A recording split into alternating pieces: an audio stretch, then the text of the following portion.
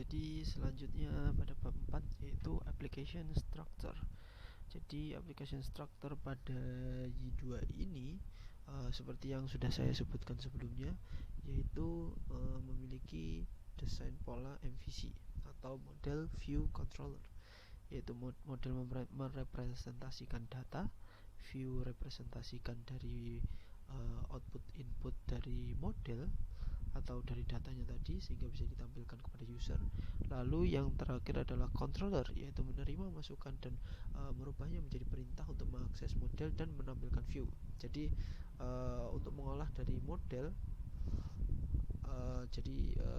bisa dibilang controller merupakan perantara dari model menuju ke view. Jadi dari ketiga tersebut itu saling berhubungan. Lalu selanjutnya framework ini terdapat beberapa hal lain selain MVC tadi, yaitu juga terdapat entry script atau bahasanya dalam PHP itu merupakan halaman script awal yang nantinya akan dijalankan. Jadi hampir semua program nanti pastinya memiliki entry script ini. Dan untuk framework Y2 ini yaitu pada index.php. Mungkin untuk pemrograman lainnya seperti mungkin di Java, mungkin kita harus masuk ke main.java dulu seperti itu ya, mungkin contohnya seperti itu. Lalu juga terdapat application ini merupakan objek. Jadi karena tadi di sini framework ini menggunakan object oriented programming, maka terdapat juga aplikasi atau objek yang nantinya dapat diakses secara global. Jadi di sini objek ini itu mengelola berbagai komponen dan mengkoordinasikan mereka untuk memenuhi request. Jadi di sini untuk mengelola berbagai komponen. Lalu komponen application. Nah, ini apa yang dikelola tadi. Jadi yang dikelola ini untuk menyediakan berbagai layanan untuk memenuhi request. Jadi ketika user melakukan request, nantinya layanan-layanan yang akan diberikan atau diberikan tadi itu berdasarkan dari komponen ini. Jadi applicationnya itu nanti akan mengelola, lalu komponen dari applicationnya akan melakukan layanan-layanan sesuai dengan requestnya tadi. Lalu ada modul di sini itu paket yang di dalamnya terdapat MVC. Jadi paket itu berisi MVC atau sepaket lengkap yang berisi MVC seperti konsep dari framework ini. Jadi sebuah aplikasi ini dapat dibuat dan dikelola menjadi beberapa modul. Jadi bisa beberapa modul yang berisi di dalamnya MVC tadi, seperti ketika membuat menggunakan framework ini tadi pada bagian advance, bukan yang basic, yang advance tadi terdapat back end dan juga front end. Di sini saya akan lihatkan di sini advance, back end dan juga front end. Di sini ini back end dan front end di dalamnya memiliki MVC, models, view controller dan juga mana tadi front end, model, view controller. Jadi bisa terdapat beberapa model di dalamnya. Lalu juga memiliki filter di sini itu bisa dibilang merepresentasikan kode yang perlu untuk dijalankan sebelum atau sesudah sebuah request ditangani oleh controller. Jadi untuk memfilter sebuah, jadi ketika semisal dari user itu melakukan request yang hanya boleh melakukan kegiatan tertentu hanya pada user dengan role tersendiri. Jadi ketika sesudah itu maka akan request ditangani oleh controller seperti itu. Jadi kode yang perlu dijalankan. Jadi kode ini akan dijalankan ketika sebelum request ini dijalankan ataupun setelah di request dia mendapatkan sistemnya itu mendapatkan apa yang di requestkan dan akan nanti ditangani oleh controller atau diolah di controller. Lalu widget di sini merupakan objek yang biasanya diletakkan pada view untuk mempermudah pembentukan tampilan. Jadi widget ini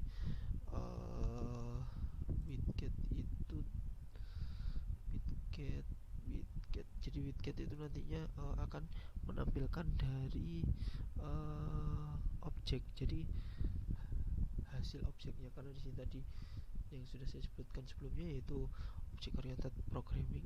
Jadi di sini widget itu berupa objek yang diletakkan pada view, sehingga nanti untuk menampilkannya kepada user lebih mudah. Lalu di sini ada struktur aplikasi dari framework ini. Di sini yang paling atas yaitu entry script, atau yang paling awal dijalankan, yaitu di sini entry script itu memiliki application. Jadi harus memiliki application. Begitu juga dengan application, pasti akan memiliki satu entry script di awal. Lalu di sini application nantinya itu juga bisa memiliki application component. Bisa, jadi dalam artian bisa diisi 0, tidak memiliki, ataupun bisa memiliki ataupun tidak memiliki. Jadi di sini tandanya yaitu 0 titik bintang. Lalu selanjutnya application juga itu bisa mempunyai satu modul, 0 modul, atau tidak punya, ataupun lebih. Nah, di sini application juga dapat harus mengakses minimal satu controller. Jadi di sini jika aplikasi pada struktur aplikasi ini, jika aplikasinya tidak dapat mengakses controller, maka ya bisa dibilang aplikasi tersebut memiliki masalah, sehingga dari aplikasi tadi harus dapat mengakses satu controller atau lebih. Lalu controller di sini juga ketika user melakukan filter, maka bisa jadi user tidak menginginkan filter, maka di sini bisa 0 ataupun bisa lebih dari 1, lebih dari 0. Lalu controller di sini bisa langsung bisa memiliki hubungan atau interaksi antar controller, model, dan juga view.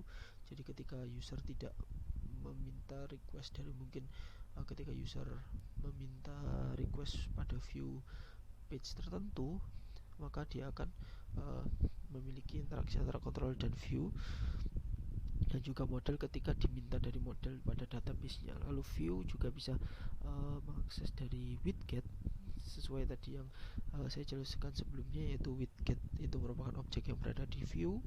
Jadi bisa saja di dalam suatu page atau view tersebut tidak memiliki widget sama sekali, ataupun bisa lebih dari 0.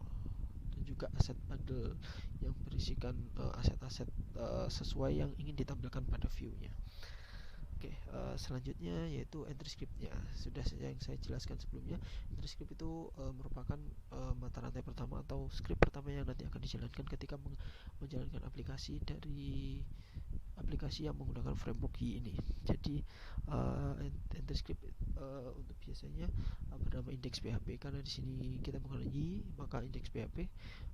Untuk entry script pada programming lainnya mungkin seperti menggunakan pemrograman Java, yaitu main.java dan lain sebagainya.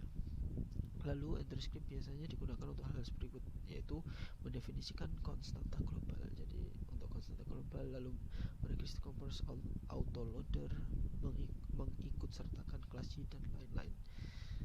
Jadi di sini selain untuk dapat digunakan membuat aplikasi web, juga dapat digunakan untuk membuat aplikasi konsol seperti itu. Nah, di sini entry script untuk aplikasi web, yaitu pada bagian web. Pada bagian web kita buka, kita coba lihat. Nah, di sini index.php. Nah, ini merupakan entry scriptnya. Jadi di sini untuk mendefinisikan, define, lalu require. Jadi dia akan memasukkan dari autoload.php, lalu y.php sesuai dengan karena di sini kita menggunakan framework Y ini.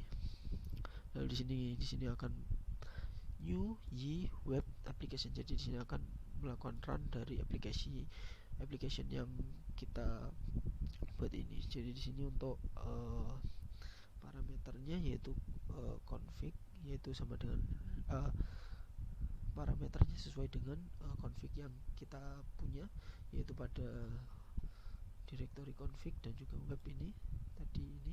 Jadi dia akan memasukkan ini juga pada parameter yang ada di sini. Oke, selanjutnya adalah application. Jadi application itu merupakan objek yang mengelola keseluruhan struktur dan siklus hidup dari aplikasi. Jadi di sini aplikasinya nanti akan dikelola secara keseluruhan. Jadi pada percobaan-percobaan sebelumnya kita lebih sering melakukan update atau melakukan edit pada file web.php pada config ini, karena secara keseluruhan konfigurasi berada di sini. Jadi di sini untuk file konfigurasi basic template itu tadi kan berada pada web.php itu konfigurasi dari application nya itu tadi berasal dari web.php, sehingga ini mengelola keseluruhan dari siklus hidup aplikasi yang sedang kita buat. Lalu application property dari aplikasi dapat diakses melalui y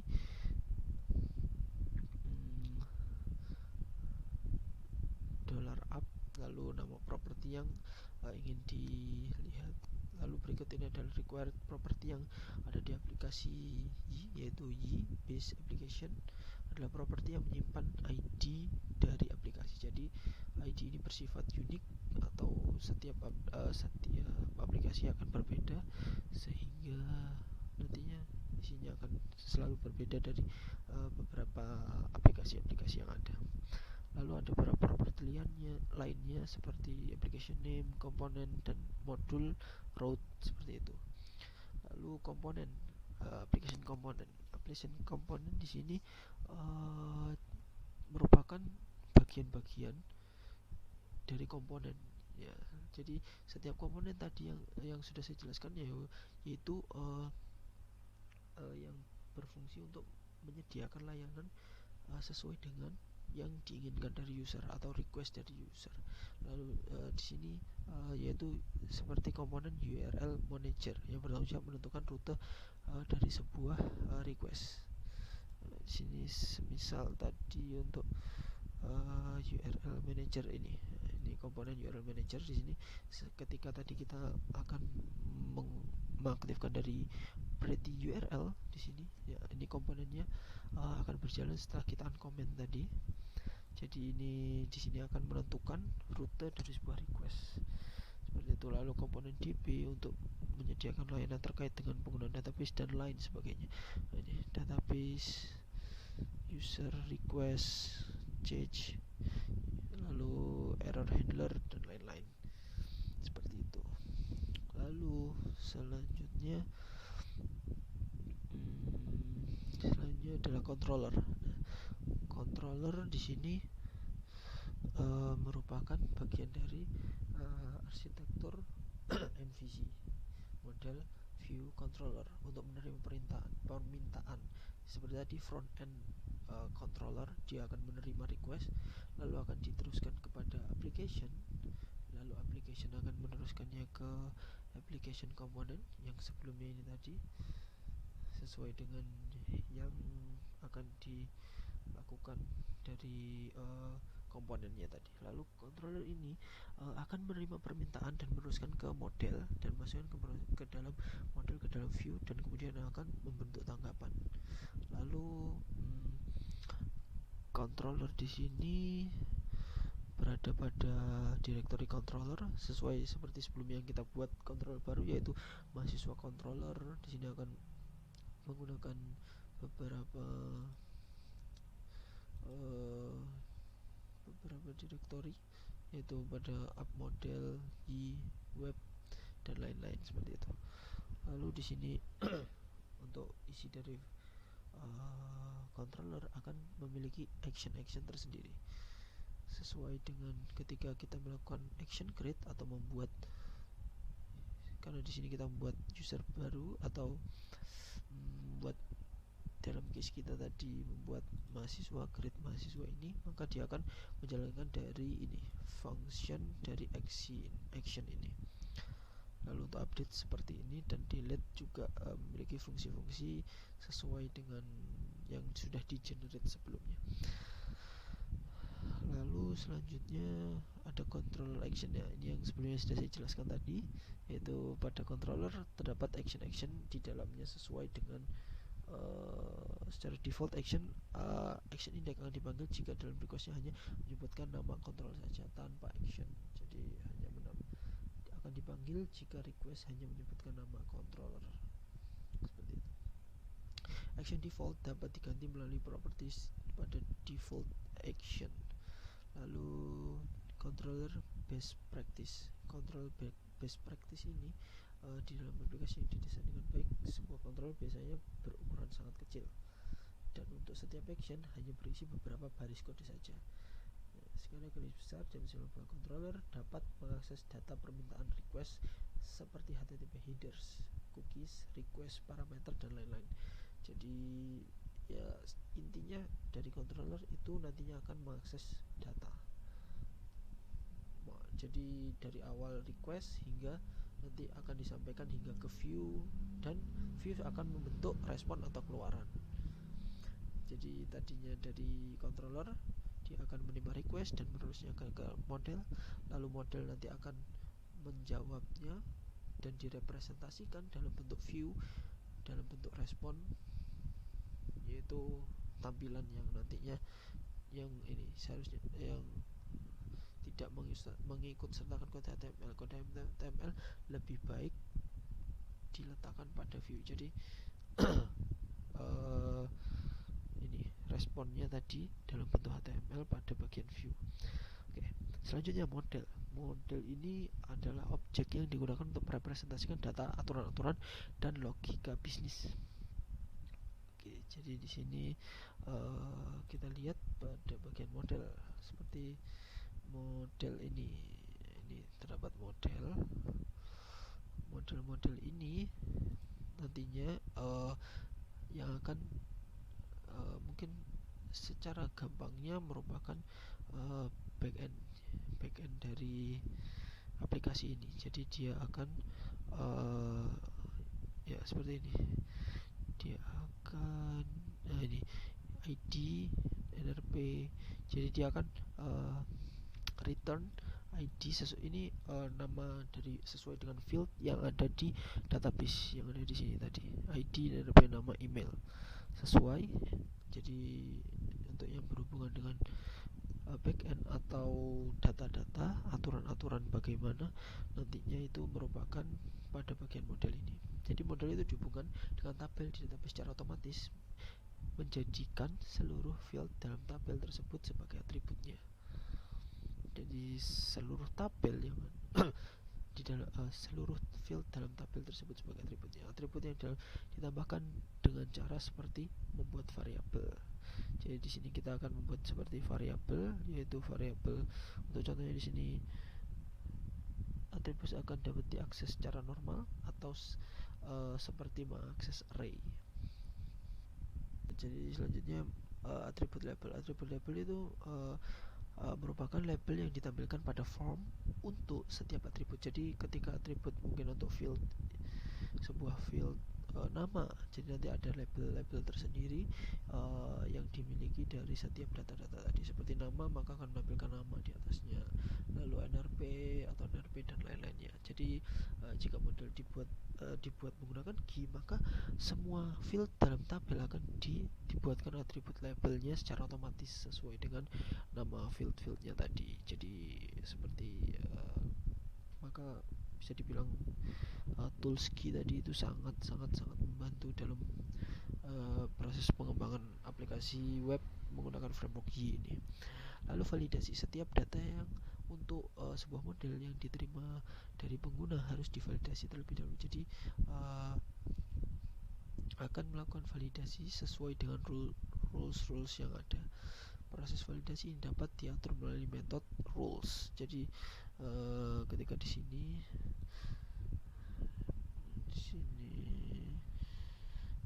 oke, untuk contohnya rules ya, ini untuk rulesnya di sini function rules, return ID itu harus bertipekan integer, lalu NRP nama dan email itu save, seperti itu.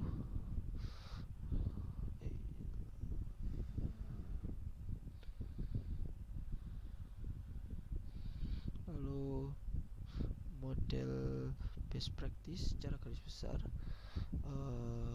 sebuah model itu dapat berisi atribut untuk merepresentasikan data, lalu juga memiliki validation rules dan berisi metode-metode untuk mengimplementasikan logikanya, sehingga seharusnya seharusnya tidak mengakses request, session, dan environment data yang lain secara langsung. Jadi hanya data-data ini saja dimasukkan ke dalam model.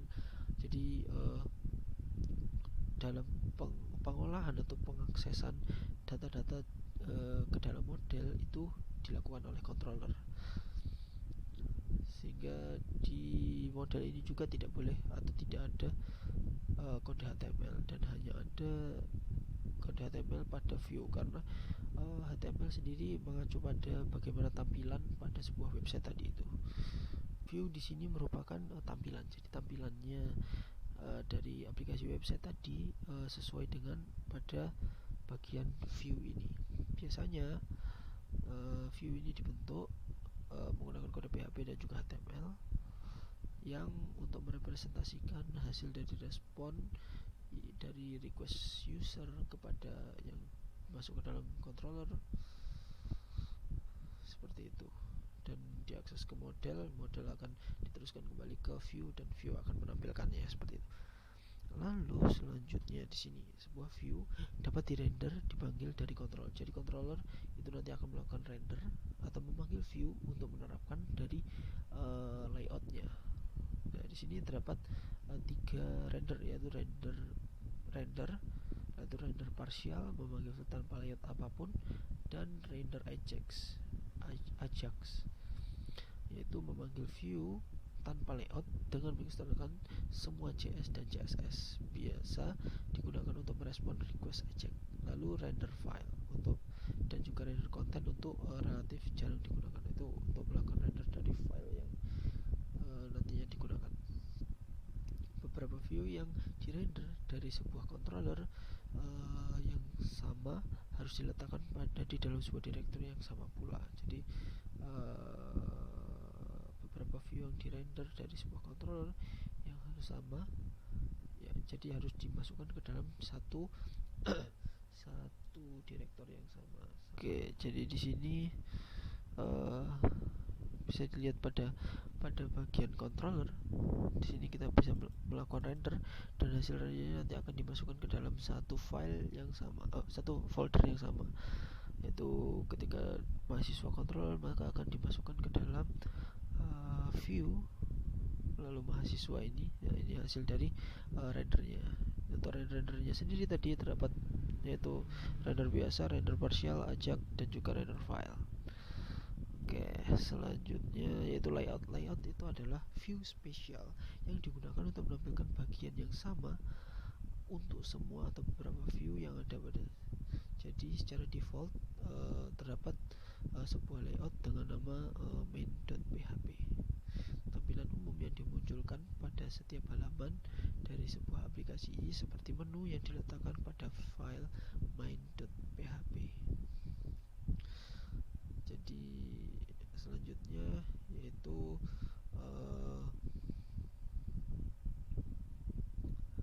filter itu objek. Filter merupakan sebuah objek yang dieksekusi sebelum sesudah action pada controller. Jadi seperti yang saya jelaskan sebelumnya, semisal dari usernya hanya user tertentu yang dapat mengakses sebuah page atau sebuah action atau function di sini, maka peran filter yaitu menggunakan metode behaviors pada sebuah controller, jadi berada di dalam sebuah controller seperti itu.